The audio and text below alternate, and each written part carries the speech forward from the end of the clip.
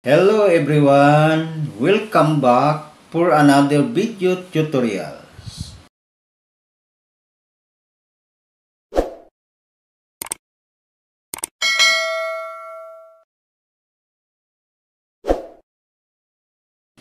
Ang topic natin ngayon ay tungkol sa kung paano alisin ang virus sa ating cellphone.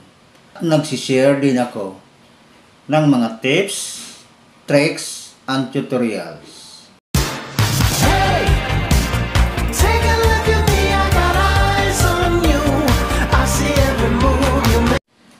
So, kapag naka-receive tayo ng mga notification at mga nag-pop up na may virus ang ating cellphone, sinimulan na nila itong sirain ang ating CP, kaya naghahang